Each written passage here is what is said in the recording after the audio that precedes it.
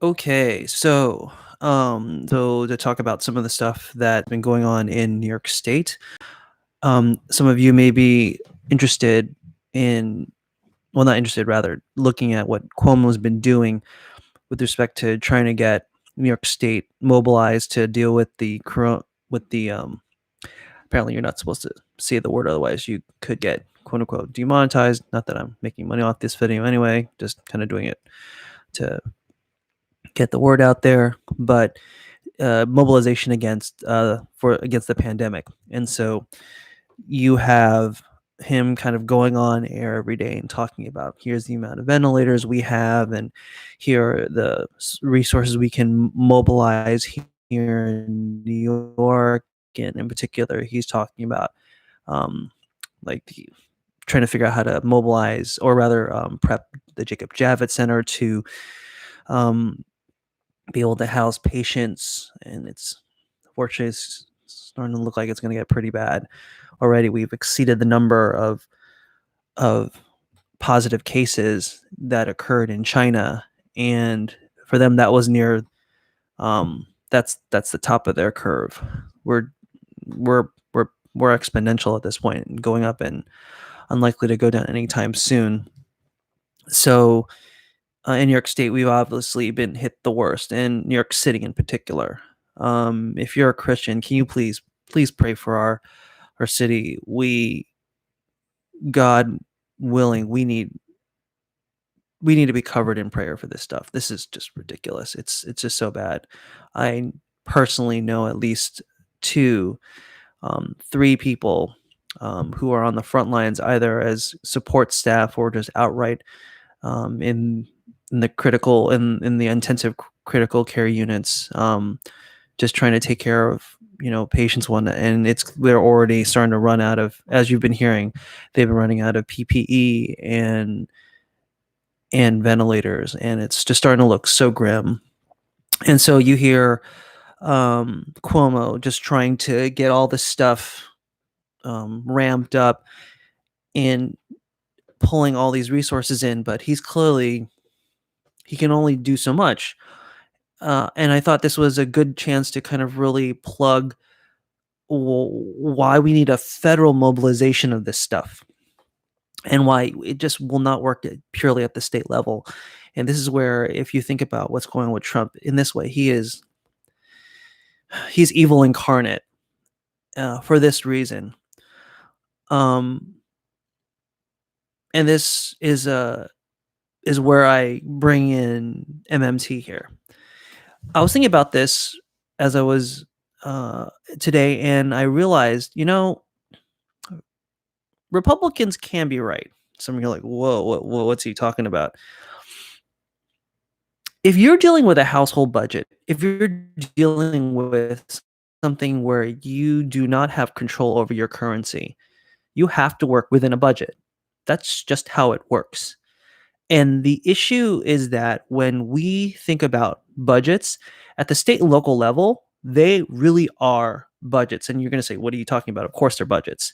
But the what I mean by that is, at the state and local level, they cannot simply somehow appropriate money out of thin air. So if their cash flow in is, say, I don't know, let's just make it a big number, like $200 billion a year for, let's say, state budget. New York State, I don't know what that actual number is, but just for the sake of argument, if their state budget literally means that somehow their tax revenue is $200 billion, and somehow they're pulling in revenue from other sources, like, say, state transportation fees, like the MTA or the Metro North here, and maybe they're pulling revenue in other manners. But if we're just talking specifically about money, that's it. That's the money they have, and that's the money they have to spend. Why? Because as state and local governments, they're not currency issuers, they're currency users. So whatever dollars, whatever currency, whatever money, whatever funding they have, that's what they can use. So in a very real sense, yes, states and local governments will, if they can go into debt because they cannot create money out of thin air. And so for someone like Cuomo, who's trying to mobilize resources, the only thing he can do with respect to the money he has is that he can somehow spend it or try to get funding from somewhere else. But in the short time period that we have in order to mobilize against the pandemic, increasing taxes is not going to. It's just the cycle for that is just way too long. Not to mention that you'd have to effectively get that stuff. Yeah, you'd have to get that stuff through the state Congress and state Senate, and state Assembly. Not going to happen. What do you do then? You have to do what we did during the time of FDR during World War II. The federal government has to be the one responsible for mobilizing these resources. How? Using the descriptive principles about our economy that are described in MMT. Okay? Again, the very bare things that you need for MMT. Okay? And the reason why this is important is because this enables the federal government to do what state and local governments cannot. Okay? The federal government via Congress has the power of the purse. Means that if they appropriate funds for something to be spent on, and mind you, this is not just printing money. Get that idea out of your head, okay? We're not talking about creating about this sort of inflationary measure where you're just dumping currency into the economy for no reason. By the way, this is the reason why a lot of folks, as a long-term measure, do not like UBI, because this is effectively what UBI is trying to do.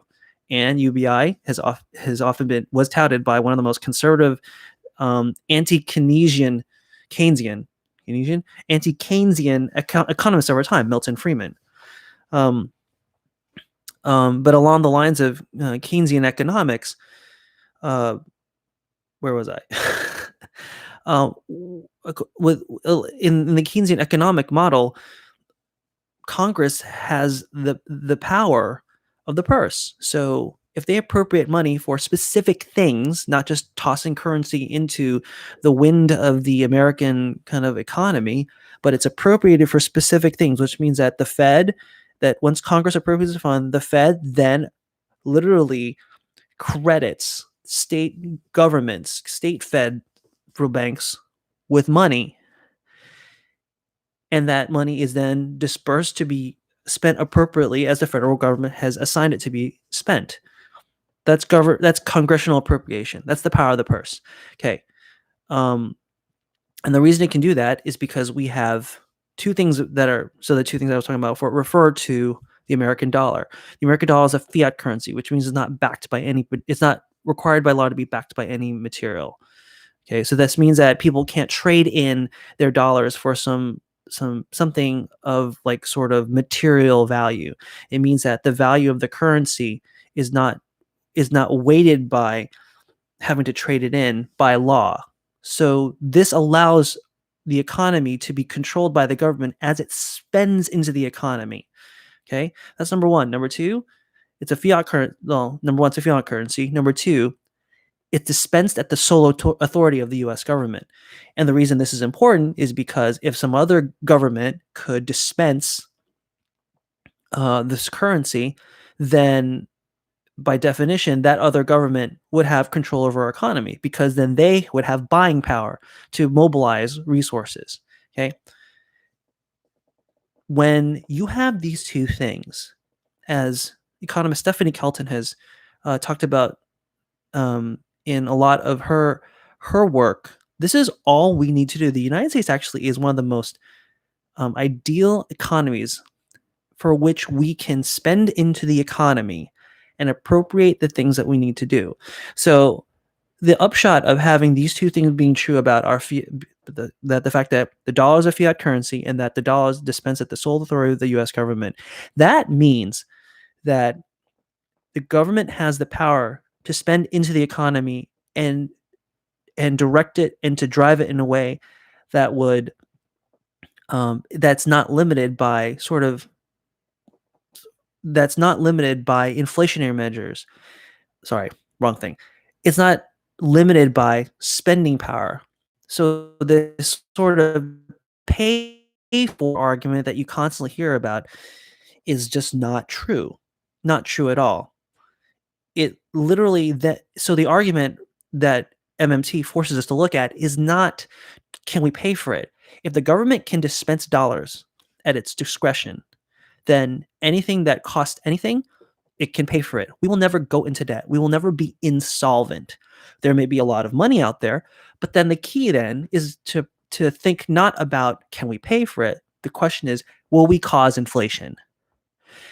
And the kind of canonical MMT example is if the government says that we want to provide a pony to every person in the country, the question is, how many dollars do we need to put into the economy for that to be mobilized?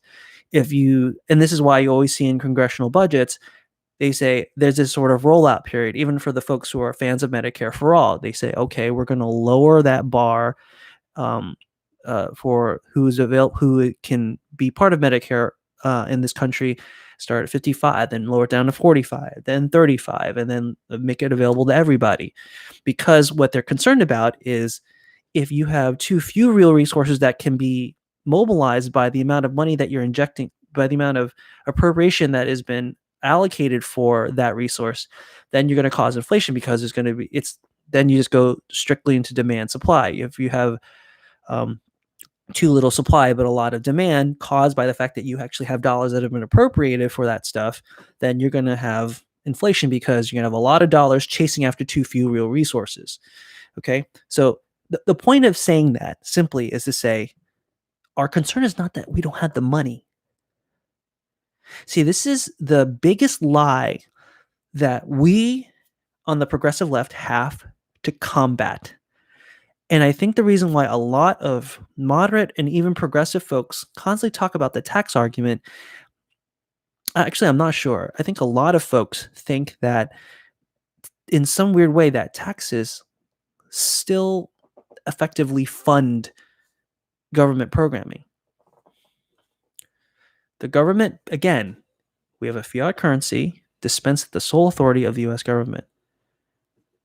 As long as Congress says we can spend money for that, Fed dumps money into the appropriate state reserve of state Fed, state Fed who's going to spend money and says you're to spend you're given this money to mobilize this resource, whether it's labor, whether it's capital infrastructure, etc.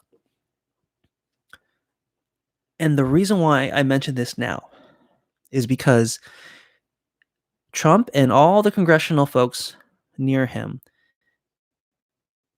know this because they've been funding war for decades. And they've never ever talked about pay fors for that. The only thing they just talk about it and they just spend the money and they spend the money and they spend the money and then nobody ever asks who has the money to pay for that. And the answer is we do have the money to pay for it. We just simply appropriate it. Same thing. They say let's spend what was that? What was the security budget last year? That defense budget, $730 billion. Where are they getting that money from? The answer, it's appropriated. They're not getting it from taxes. So now that we have hospitals that are in dire need, now that we have healthcare workers whose lives are on the line, now that we have hospitals that need ventilators, now that we have as of this week, 3.3 million people on unemployment now, and it's going to get worse. You have small businesses that need a bailout, that need a way of maintaining payroll. We can pay for that. And at a far less amount than some of the slush fund stuff that's been put out in that bill that we saw yesterday. And the federal government can do that. If there's any time to turn on that spigot and the resources are there to be mobilized, the reason you can be sure that that's true is because 3.3 million people just went into unemployment. Our economy is tanking. You literally see it. Those are real resources that exist that can be mobilized immediately. Immediately. It's not like, oh, well, there's going to be massive inflation because, well, there's too few resources there. And so there's going to be a lot of money chasing after. What are you talking about? People just filed for unemployment. People are dying to work. This is where the job guarantee kind of works out too. Because now, if these people suddenly ran out of work here, a federal jobs guarantee would go, hey, let's mobilize your labor to do something productive for the government. And in this case, and here's the thing, so yeah, so you can mobilize labor on the PPE front or the ventilator front. What's really frustrating is that you see all these people talking about the goodwill of some of these companies, and to be fair, it is goodwill, and it should be applauded, but it's not necessary. 3M producing all those N95 masks. I saw that Dyson just over the past 10 days, they put their resources to work to develop a ventilator, and they're going to try and get 10,000 of those out. That's great. But here's the thing. In literally what is a wartime effort, like on the scale that we need to produce stuff quickly and now, you could easily mobilize that by appropriating congressionally appropriating dollars to get that stuff rolling out. That's the stuff that could have gotten into the stimulus bill. So seeing all this stuff that about the sort of generosity of these companies, it's good, but it's not necessary. The other stuff the stuff that we see about look at all these efforts of folks giving away 1,000 masks or providing 1,000 masks, and I'm looking at that, and it's like one of those things. It's like the fact that we have to be generous in this way is just mind-blowingly like we're supposed to be the greatest country in the world, and we have to resort to individual folks having to give out their stuff, sacrifice their stuff, when the federal government could easily mobilize this. And so let me add one last thing to that argument.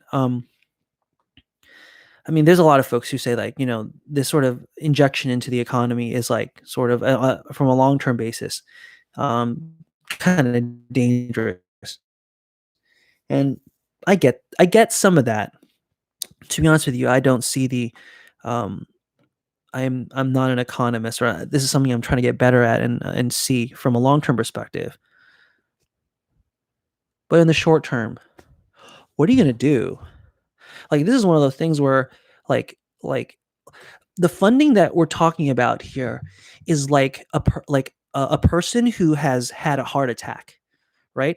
And so the argument that I feel like so many people are making is like, well, they're having a heart attack, let's give them some aspirin. That might help. They might die, but it might help. No. You need something to shock the economy into life. That's what the sort of congressional appropriation that we need. That's what we literally need. We need a economic defibrillator. And that's exactly what we could do with like the 4 months, 2,000 a month Canadian UBI that we just saw. In the short term, if you do not economically defibrillate the economy and defibrillate our rapidly crumbling healthcare system, if not now, it's going to be under so much stress in a month. What's going to happen in May? We are just at the beginning of this stuff. It's going to get bad. Really bad. If you thought Italy was bad, we currently have more cases than any other country in the world. And we have 330 million people here. And here's another thing. And here's where the kind of the federal versus state argument totally comes into play. Like, and this is less of an economic argument, but I want to make it clear. You have a lot of folks who are just kind of looking at this thing and going, oh well, I mean, this it's bad for those blue states, all those liberals, blah blah blah blah blah, and then you have a lot of these red states who might not necessarily be like thinking this is serious. I use that because that's kind of the political divide that's kind of made uh, made COVID this sort of like fake news. But here's the thing: like from a per state basis, we are not unified. There is no uniform strategy. Did you see India? No, any any progressive worth their salt looks at Narendra Modi and goes, "That guy, he's got a lot of problems. He's like, he's a fascist." That dude ordered all 1.3 billion of his people to go into lockdown. We can't do that for 330 million people. In order to suppress the curve, the federal government needs to have the political cojones. Yeah, I said it. To just, and some of you may say, well, this is just socialism. This is just sort of like hardcore authoritarian fascism. When the scale of what you need to do must be done at the federal level, you cannot just rely on states to do what they want.